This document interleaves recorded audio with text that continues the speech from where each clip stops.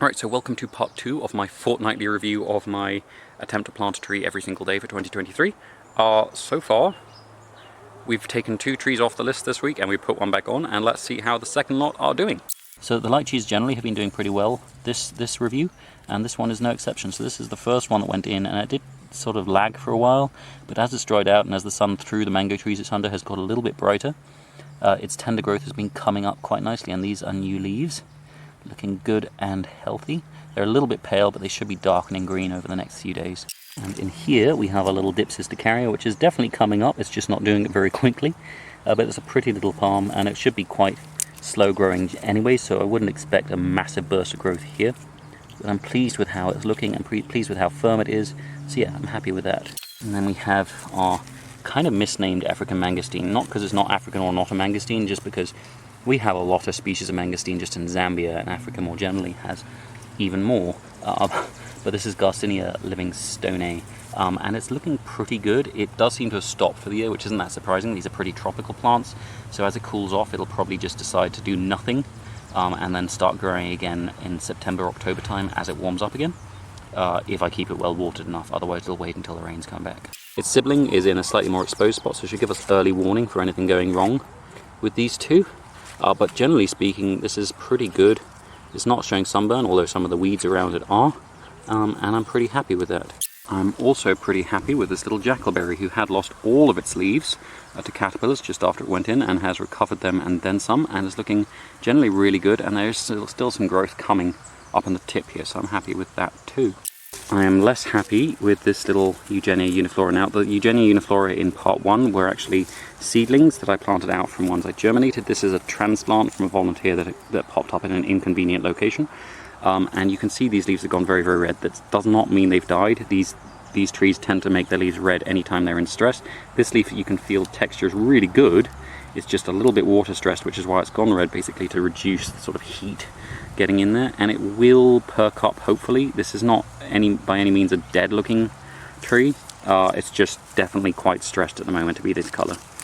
Now in with that Eugenia uniflora went this callistemon, and this is definitely dropping a lot of leaves at the moment. It's still pretty pale. Some of the older leaves have gone a better colour than they were, so that they're a little bit greener, and I'm happy with that. But a lot of these younger leaves have been suffering sunburn and are just coming off as I touch them. Isn't that surprising? At this time of year, a lot of things are going to stop their tender growth, and some of them will do that unwillingly by their tender growth being burnt off, and it'll only start growing again once the sun intensity goes down a little bit. As we get a bit more cloud and a bit more water, they can keep themselves cool a bit better. But it's not great, but it's not terrible. And this here is Alice, our little Bauhinia petersiana. So she is a small tree slash scrambler, and so she has a companion tree here, which is a Dracaena studinarii, which so far, despite a lot of activity around here, has not been eaten by moles, which is good, and is looking quite nice and perky. Nice firm leaves at the top. And Alice should eventually get tall enough that she will sort of sprawl up that, when it will get significantly taller than she can by herself, and so then her flowers should sort of cascade through it, and it should be quite scenic. But they're both in reasonable health. They're both sort of static at the moment. Again, probably because it's drying out and cooling down a little bit. So hopefully they will perk up again once we start warming up much later in the year, and I'm not really expecting much out of Alice in particular before that. We might get a little bit more growth out of the Dracaena before that, because they are very environmentally tolerant. And then we have one of the most environmentally tolerant trees in this part of the world. This is the sand olive, which is not an olive at all. It's more closely related to the combretums. So this is Dodonia viscosa. And you can see some lovely growth has come on here. There has actually been a little bit of sunburn, which is quite difficult for this, but I suspect that is because these Dracaena leaves, where they've been against this and they've got dew on them, that has led to burning when the sun has then come out on these wet leaves. But generally speaking, it's in pretty good shape. I'm not concerned about it at all. It's quite hard to get concerned about sand olive because they are very, very resilient little trees. In here we have Prunus persica, which is a Chinese tree, of course, with a name like that. So this is a peach, and it is coming up. It's not shooting up, but there are 2 little leaves here that I think are new since it went in, and there's a nice healthy little red growing tip in between those, so that will probably be producing a little bit more stem and a little bit more leaves. Probably this one, if I keep it watered, will actually continue growing through quite a lot of the winter, because the temperatures will suit it much better then than they do for most of the year. And then we have another misnamed Chinese tree. So this is the loquat, Eriobotrya japonica. Now this growing leaf is quite bent over, but it does still seem healthy. A lot of that brownish colouring is more from the hairs covering it than from the leaf itself. So it shouldn't be too much of a concern. These can be prone to sunburn, but I'm not seeing any signs of that here. So I'm quite happy with that. Because this seems to be the area for misnamed trees, we have the wild pear, which is not remotely a pear tree, it just has flowers that look similar. This is Dombea rotundifolia, whereas a pear should be in the genus Malus, I think. But it's got some lovely pink new growth. The leaves on these, even when they're small and tender, come up really firm, which is quite unsettling, but really, really healthy growth, and I'm really pleased with how this has been coming along. From a pear that's not a pear to an apple that's not an apple. This is a Peruvian apple, which as you can probably see is actually a cactus. This is Cereus repandus. It does produce an edible fruit, unlike the wild pear. You can see all of this section here is new since it went in. This woolly white stuff around this new growth is telltale of new development, and you've got these clean looking new thorns coming up. They tend to turn brown with age and maturity along the sides. So I'm really happy with how that's going. Another apple that's not an apple, this is a K apple, Dovialis, and it's got no real activity since last time. It's actually been pretty static. It first went in and it put out a new flush of leaves, but since then it's done more or less nothing. But I'm happy with its nothing because it looks healthy. I would like it eventually to grow, but if it's settling in its roots, that's good enough for me. And we have a rough lemon here who has done more or less all of nothing since it went in. It does seem to be getting less insect damage than it was previously. I would like to see some new growth coming up. These can do that at almost any time of year, provided they're not too hot, and this is in a relatively sheltered spot, so it should be able to push out some new growth even well into winter. But I'm not seeing anything like that happening currently, but it's a good colour, so I'm going to avoid worrying on this one.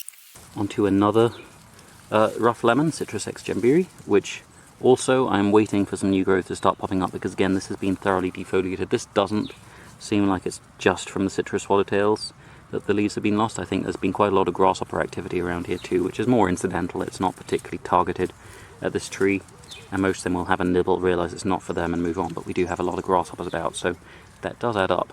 But it's generally speaking, again, not an unhealthy colour, and it can push out new growth at almost any time of year. Just need a little bit of water and support, and it's in a sheltered spot, so that's not that difficult to give. But I would love to see some growth at some point from this. And some of the Bauhinia variegata that went in pretty early on. So this is a lovely flowering tree.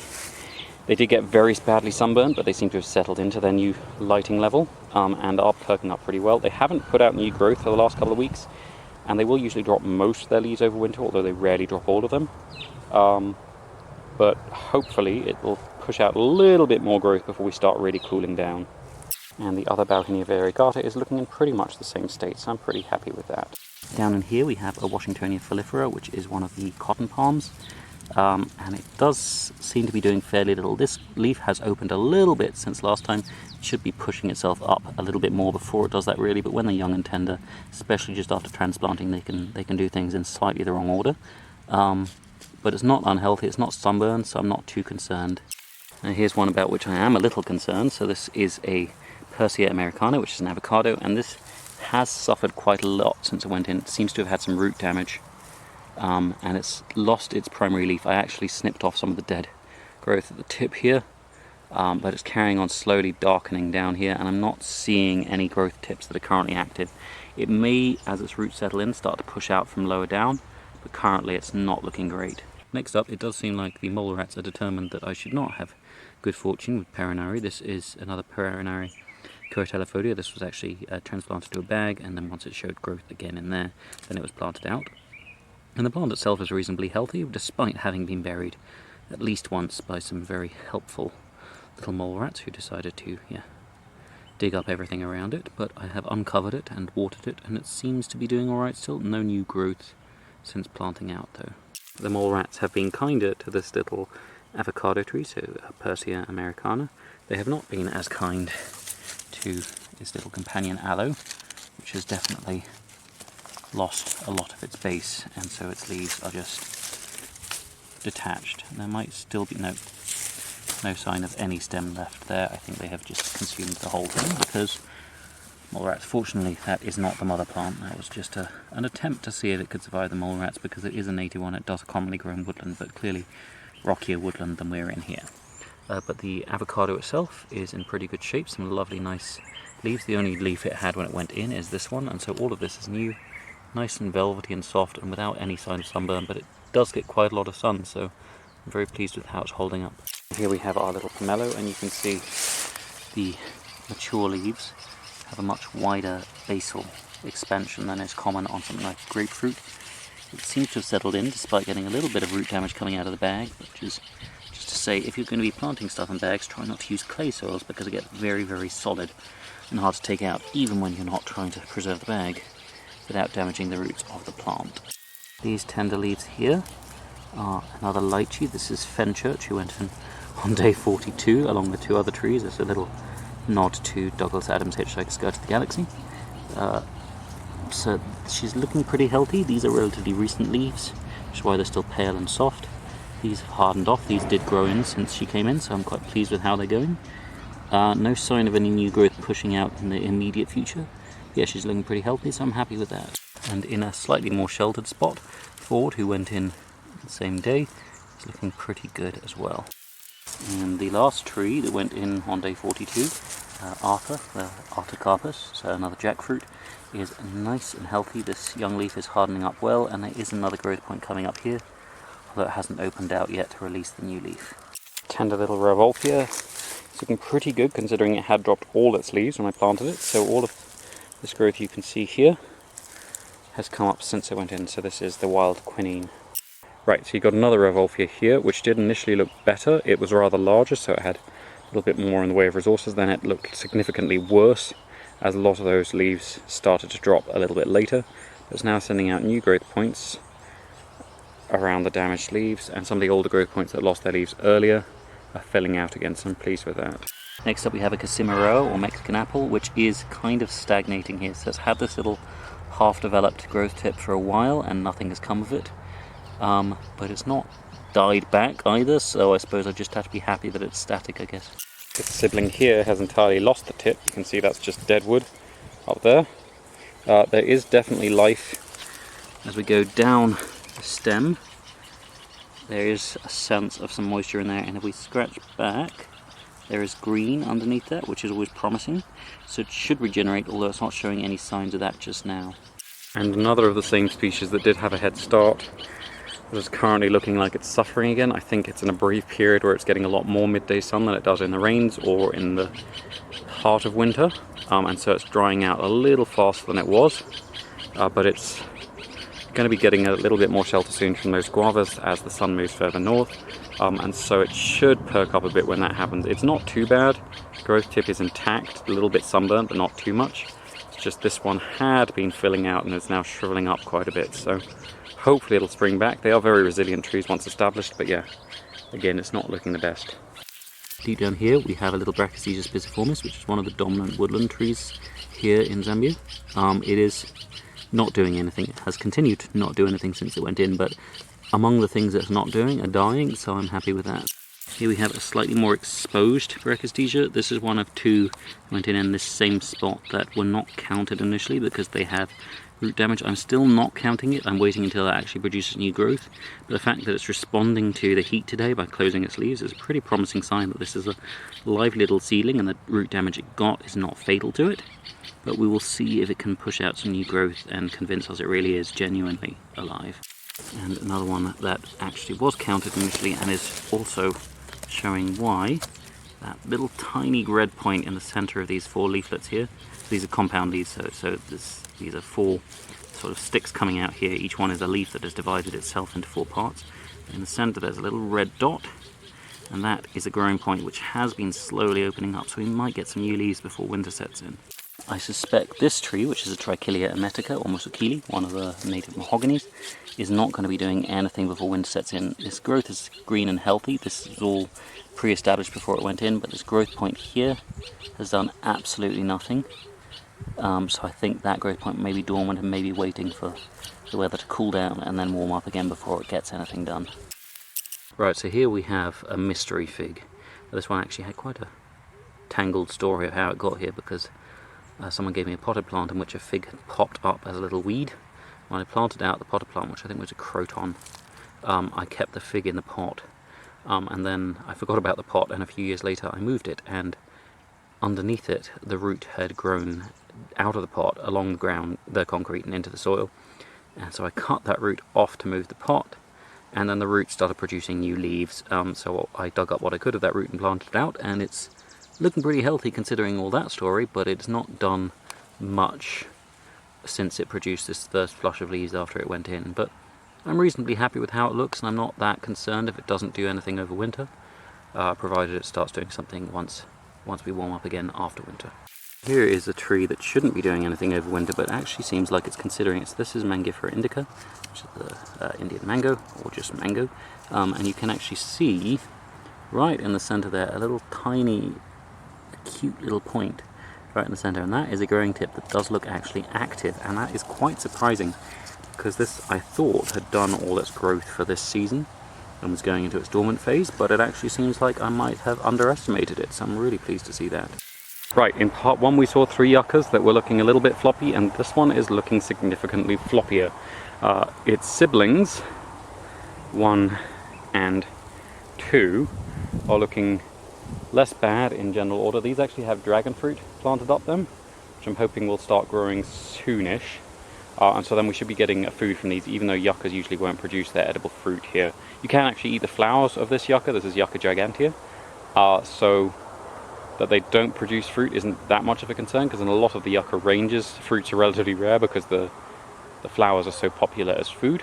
But yeah, it would be nice to see them perking up a little faster than they have, but at least number 3 there is looking pretty much pointing in the right direction, and it's not looking too wrinkled around the base, which is what we'd often worry about. And here we have the Euphorbia ingens, which is the candelabra tree, which is a very large succulent related to the spurges. It's not actually showing any growth yet. What it is doing is, if you see along here, it's got tiny little yellow spots, which is where flowers are going to form. And right in the center there you can see a little red point, and that is the growth point, and it looks healthy enough. So we just have to wait to see when it decides it's going to open out into some new leaves and some new growth. This little moringa here had been looking like it was perking up, and in fact the growth point itself is pretty healthy, but these leaves are definitely yellowing off while still quite small, so it might decide that it's time to drop all its leaves and just cut its losses until the rain comes back. But it's important to remember that moringas are fairly deciduous trees, so it's not the end of the world if it does decide to drop all of these leaves. Over here we have a tree that has been putting in the growth.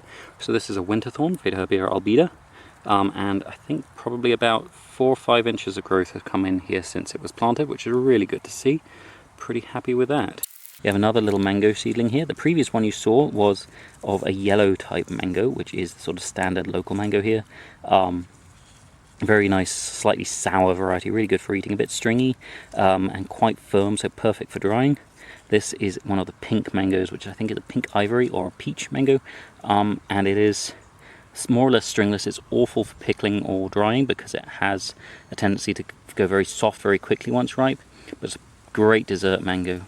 And yeah, this one is coming up pretty nicely. You can see even in this really hot sun, it's got some tender growth coming up quite well. No sign of sunburn that I can see, and I'm really happy with that. And behind this fairly perky little Aloe neriensis flower, we have a Delanix regia, which is the flamboyant, and it is looking really nice. All of these leaves should be new since it went in. This might have been on it actually already when it went in, but all of this is new. It really flopped down quite badly when I first planted it, and I was quite worried. You can see both stems coming up nicely with some nice green growth. They are very hardy trees. It was just transplanted a little bit late to be this exposed, so very pleased to see how well it's coming on. On the subject of very hardy trees, we have Malina, which I think is also called Gamha. It's an Indian, very pale wooded timber tree. It has beautiful yellow flowers in season. It's very deciduous, but it seems to have decided this is still its growth season, and it's been putting out little suckers all up its sides here. So I'm pleased with that. So that went in with this very Zambian timber tree. This is a yellow wooded tree called stinkwood, or Bridelia micrantha, and it's had died right back. As you can see, this whole stem just completely died just after it went in. It's put out some lovely new growth around the base since then, so it should be heading up soon. This is a very shade tolerant tree. It actually often grows up in very, very shady spots, and so it really won't mind at all once the Malina gets much larger and bushier and starts shading this area out, that should just make the stem straighter and better for coppicing. And we have another Malina who you can see has a nice bushy top, areas of growth all down its stem. And we have another Brydelia who, again, the top of the stem died, but the regrowth has started a little higher up the stem and it seems in pretty good shape. Another fairly happy Malina. And a Brydelia that didn't actually lose the tip of its stem. I don't know quite why, maybe it was just a slightly more robust little transplant. But yeah, it's in pretty good health still. And this smallest Malina, in the shelter of one of the native, I think, Vernonias, I'm not sure, is looking pretty good. And I'm very happy with how these leaves have all come up. None of these are the original leaves it went in with, so yeah, that's pretty decent growth. And another Brydelia, again, dead tip, but regenerating pretty nicely from the base here. And this is the unhappiest of the Malinas, but you can see finally we've got a little bit of colour coming to this growth tip here, which should mean it's opening up soon. We've actually also got a little bit of development happening just here as well, so we might get some branching out before it gets cool and it drops all its leaves. And we have another pale wooded tree actually. This can be used for timber, but mostly it's planted as an ornamental and as a draw for pollinators. This is Jacaranda, which is a South American tree. Beautiful, beautiful new growth with very red stems. It has slowed a little bit. This all came up just after it lost its tip. You can see some nice little red curled up tips coming in there, which should be opening out into new leaves pretty soon. If ever there was a tree showing its resilience, it's this one. This is Spathodia campanulata, which is a member of the Bignoniaceae, which at this time of year seems to be getting eaten back quite badly. But this has actually lost its growing tip when I first planted it. It grew a new one that got eaten by caterpillars, and it's growing another one. So I'm really pleased with that. All these leaves have actually come in since it went in, so even with that knockback, it's managed to produce new leaves and it's pushing through for more. So I'm really pleased to see how sturdy this little guy is. And deep down in here we have Hope, who, this is actually the only leaf Hope kept when she first went in. It's actually got a little flatted nymph on there. That's beautiful. So this is one of the flatted plant hoppers. Beautiful little, relatively slow breeding, so not usually a major pest. There's a few species can spread some diseases on palms. Generally speaking, they're pretty minor. But yeah, this is Hope, Thespesia garciana, and that leaf the flatted is currently feeding on, which is a sap-sucking insect, so it's not going to make very conspicuous damage. Most of the sort of ripping there is from caterpillars or grasshoppers. But she had lost all the leaves apart from that one, and that one was looking completely dead. And it did spring back to life long enough to produce these two healthy little leaves, and now that leaf itself seems to be being dropped, so hopefully Hope will be putting out some new leaves soon. Yeah, there's a little, just in the weeds there, there's a little growth point right in the centre, so I'm really pleased with that. Another little Jacaranda with some healthy tender growth right in the centre there, just looking really good despite this very intense sun right now. And another one in very much the same state. Finally, we have a little phoenix who does indeed seem to be rising from the ashes. This leaf had gone a little soft at one point, and the soil around it had all sort of washed down. A burrow or something had dug in here. But I topped up the soil again, and it does seem to be perking up. This is reasonably firm. Could be firmer, but it's not bad. It's a decent texture. It seems nice and solid in the ground.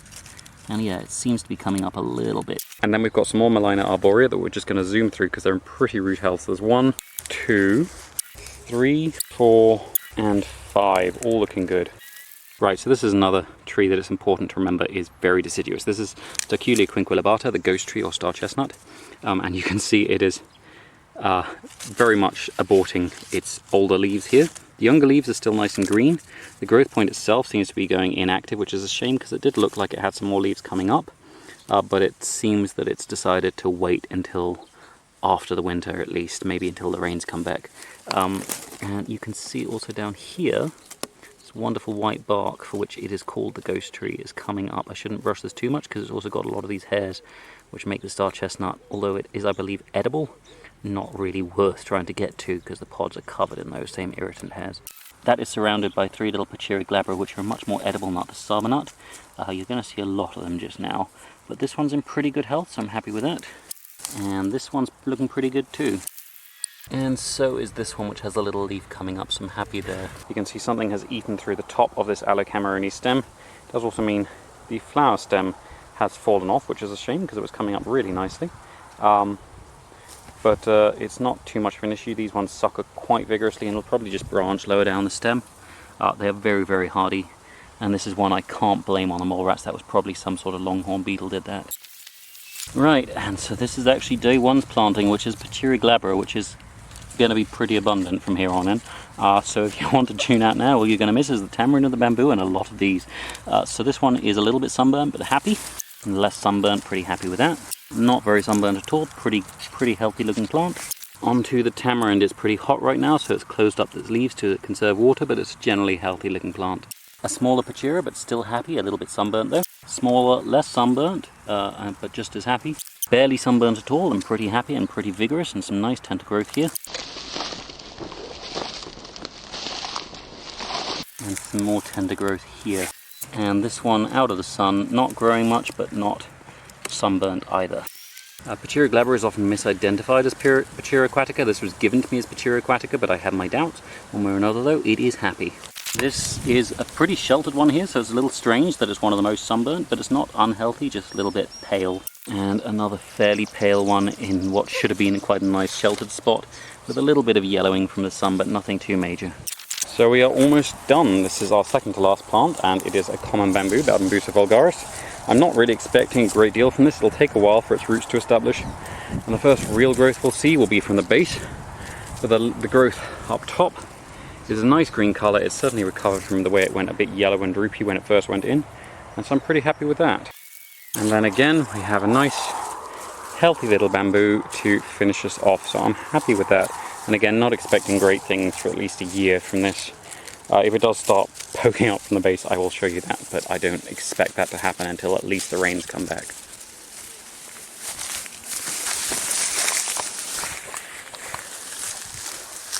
Right, so that should be it for part 2. Generally speaking, I would say that was better than part 1. We do have a sickly avocado tree, but overall, most things are either looking as good or better than I would expect them to at this time of year.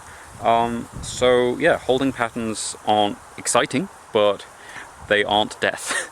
And hopefully all of those things will be below the soil, building up their roots, building up their sort of resilience, and so then when the rains come, they should just be putting in a little bit of extra work.